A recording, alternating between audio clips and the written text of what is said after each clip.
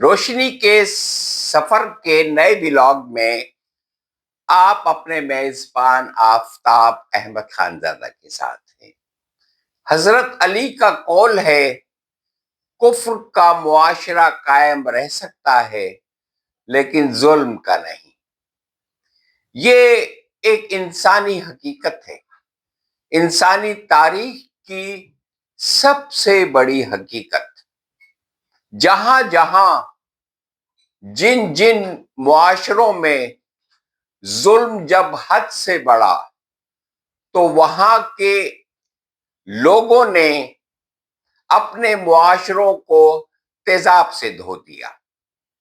انقلاب فرانس آپ کے سامنے ہے، انقلاب روس، انقلاب امریکہ، یورپ کے تمام ممالک، اور حال ہی میں بنگلہ دیش، نیپال، سری لنکا کی مثالیں آپ کے سامنے ہیں۔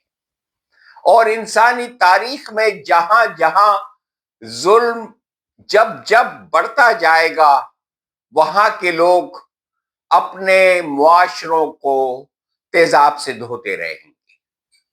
آئیں یہ سمجھنے کی کوشش کرتے ہیں کہ ظلم کیا ہے اور اس کی کتنی شکلیں ہیں۔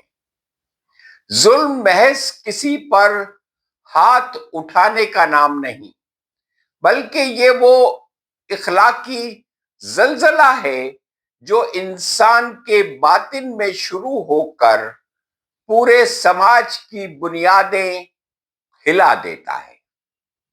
ارسطو نے کہا تھا کہ ظلم صرف کسی کا حق چھین لینا نہیں، بلکہ کسی کو اس کے مستحق مقام سے گرا دینا بھی ہے۔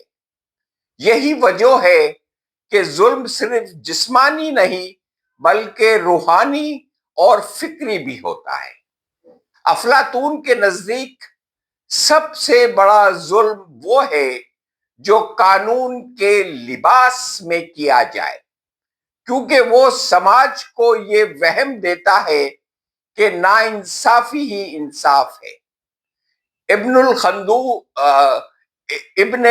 خلدون نے واضح کیا تھا کہ ظلم ریاستوں کے زوال کی پہلی سیڑھی ہوتا ہے، کیونکہ جب رعایا کو احساس ہو جائے کہ طاقتور قانون سے بالا تر ہے تو وفاداری مر جاتی ہے اور بغاوت جنم لے لیتی ہے۔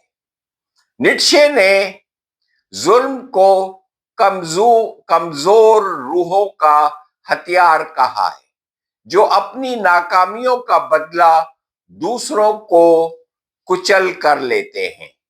اس کے نزدیک طاقت کا اصل معیار تخلیق ہے۔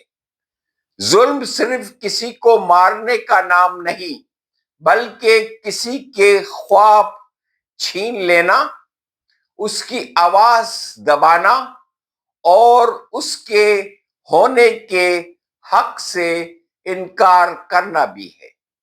اور ظلم کی پہلی شکل جسمانی ظلم ہے، جس میں تشدد، قتل، جبر اور خوف کے ذریعے انسان کو خاموش کروایا جاتا ہے۔ دوسری شکل معاشی ظلم ہے، جہاں کسی کو اس کی محنت کے جائز پھل سے محروم رکھا جاتا ہے۔ کارل مارکس نے کہا تھا کہ مزدور کی محنت کا استحصال سب سے مہذب نظر آنے والا ظلم ہے، کیونکہ وہ قانون اور معیشت کی زبان میں چھپا ہوتا ہے۔ تیسری شکل سماجی ظلم ہے، جس میں ذات، نسل، زبان اور طبقے کی بنیاد پر انسان کی قدر گھٹا دی جاتی ہے۔ ہینا آرنٹ نے لکھا تھا کہ جب سماج کسی ایک گروہ کو غیر مرئی بنا دے تو سب سے خطرناک ظلم جنم لیتا ہے۔ چوتھی شکل فکری ظلم ہے، جس میں سوچنے، سوال کرنے اور اختلاف کرنے پر پابندی لگا دی جاتی ہے۔ جارج آرویل کے مطابق سب سے ہولناک ظلم وہ ہے جو انسان سے سوچنے کا حق چھین لے، کیونکہ اس کے بعد اسے غلام بنانے کے لیے زنجیروں کی ضرورت نہیں پڑتی۔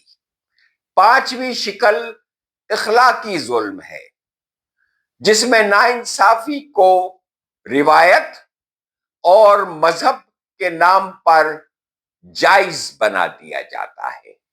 یہ وہ مقام ہے جہاں ظلم عبادت کا لبادہ اوڑھ لیتا ہے اور ضمیر خاموش ہو جاتا ہے۔